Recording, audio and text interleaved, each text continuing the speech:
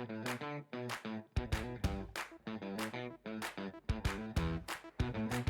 have Councillor Brian Dawson with us today.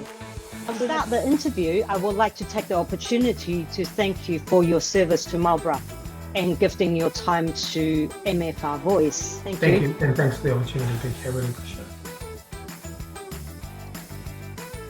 Sure. Look, I'm 55 years old. I've been married to my wife Tricia for 30 years. We have one adult son. Grew up in Masterton. Lived in various places in the North Island. I've lived in Marlborough for 21 years. Worked in banking. We've owned and operated our own businesses, mainly training businesses, for best part of 20 years. And I've also worked in business advisory services as well. Like to keep fit, enjoy the gym, enjoy running, and I enjoy reading as well. Sure. Thank you, Councillor. That was amazing. That's amazing history. What made you want to get involved in council decision making?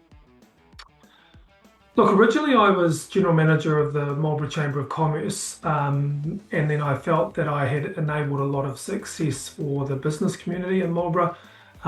We'd done good things for the Chamber and good things for business, and I felt that I had the skills and background and energy to be able to provide that success to the whole wider Marlborough community rather than just business. So I took the step to leave my role there and to stand for council. Marlborough is a wonderful place to live, landscape, location, climate. It's got great people and great industry, but I felt that there was the opportunities to continue to improve the life for everybody, to improve the environment, to improve our future prospects, and so that's why I stood for council.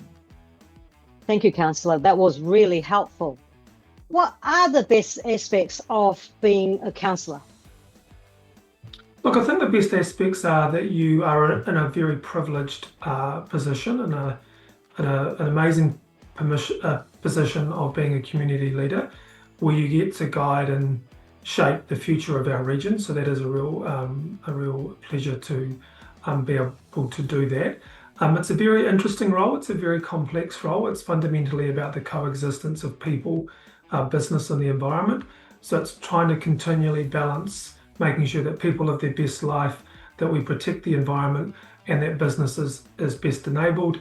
It's very challenging because you're often dealing with shifting people's expectations, people's desire to live ever evolving lifestyles, changes in local, changes in government, changes in central government, so expectations about the current government of the day. So it's really the most interesting and challenging thing I've ever done. Appreciate you sharing that perspective, Brian.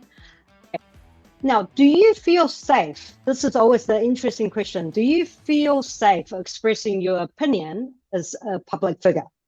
Yes, absolutely. Look, we live in a very safe country. Our slice of the first world tucked away safely at the bottom of the South Pacific. So I have no sense of physical or mental being unsafe mentally or physically when it comes to being a politician. I think the one thing that you do have to accept as a politician, though, is that people will sometimes say things to you or write things about you or post on social media that are possibly a little less kind than they might say about somebody who wasn't a politician. So you just have to accept that people at times think they can express a view that they might not ordinarily say if you weren't a public figure. So I think that's the only thing that people would need to be have their eyes open about if they were to step into standing for council. Oh, that's a great insight. Thank you, Brian. Really appreciate that. If someone wants to get more involved in the council decision making, what would you recommend? Sure. So I think there's a couple of ways to do that. Firstly, there is through a formal process. So council does a 3-year long-term plan where it reforecasts out every 10 years and goes to the community and asks what the community would like to see happening in our region for the next 10 years. And then in the intervening 2 years between the long-term plans, we do what is called an annual plan. So we do a mini refresh of the long-term plan. So I would really encourage people to understand the information that council has put out, what council's vision is, and then take the opportunities to submit as part of the long-term plan, and then also submit as part of those mini refreshes. I would say people should attend council meetings and read council agendas to know what's going on. Council also runs a thing called a public forum. So before one of our council meetings every 6 weeks, we invite the public to come in and talk about the topics of the day and what is on their mind. And I would also encourage people to look out for topics that are being councillors asked for submissions on. For instance, we're currently consulting on public transport, so we've asked the community to give us their views on the future of that, and also to form a relationship with their local councillors so that they can be expressing their views about issues and opportunities in the community and actively feeding back into their representatives about what they'd like to see done. Thank you for explaining that so clearly, Brian. If someone wants to stand for council in the future, how would you recommend they get started? Look, I think it's important to do your research and to understand the issues that the community and council is facing. I think it's also important to understand the commitment and probably also to understand the pay packet that comes with it, because being a councillor is very much a part-time role. So the base salary for a councillor is in the order of $41,000 a year. So if you have other commitments, you've got a mortgage and you need to feed your family and you're a primary income earner, the reality is that you will probably need to complement your work with council with some other work. So it's understanding that. I would be talking to other councillors who are already in the role to understand the realities of the role, and I'd be making an appointment with council staff to understand their roles and what are the things that our council is currently focused on and could be focused on into the future.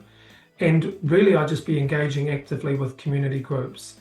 So again, really trying to understand voice of community, because I think sometimes you live in your own bubble, your own echo room, and feel that you understand what community wants and thinks because of the people that you talk to in your immediate vicinity, the people that you work with and that you maybe play sport with or in a community group. So it's really reaching further into the community, getting out of your comfort zone, your circle of influence, and really engaging and being prepared to take on those issues and be confident that you can work as part of a team in council and make a real difference. And I think if you can tick all of those boxes, then in the future the community deserves to have your talents around the council table.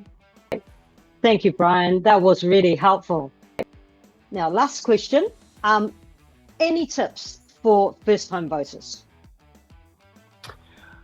Yeah, look, I think, so again, do your research. So there are lots of ways to be able to do that. You would have received in the mail as a first-time voter, or in fact, the voter at any stage, a little info pack. So it has a 150-word summary, which is actually very brief. So it's very tough for councillors to describe themselves with 150 words. So make sure that you read that.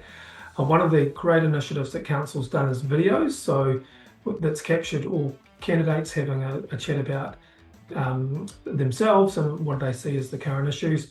I would get to community meetings. So a lot of organisations like Grey Power and the Chamber of Commerce are very good at organising Meet the Candidate events. So I would say get along to those. And all councillors' details are online, their phone numbers and their emails. So I would literally ring and conduct an interview with each of them about the issues that are important to you, and to get councillors to be firm about what they support and what they don't support. And I think if you do all of those things, then you should feel that you are well informed to make the best choice you can for who should be your representatives at council.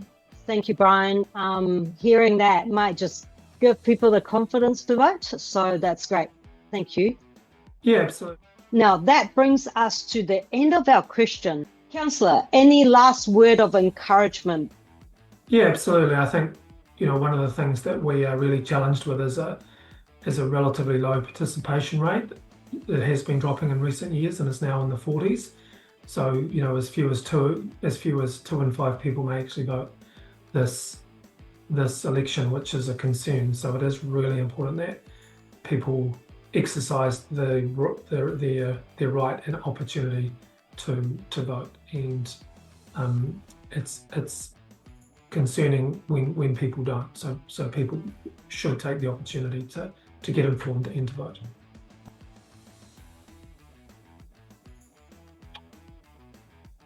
Look, the election doesn't come around very often. It's only every 3 years. So I would say to everybody that is interested in the future of your community and the future of the community, not only for ourselves but for our children and generations to come, that it is important that you are involved and engaged, and you are seeking to elect the community leaders that are best going to represent your interest and best represent the wider interests of our region. So get involved, get informed, and complete your ballot paper, and make sure you get it back in time, because there is a firm cut-off, so don't leave it too late.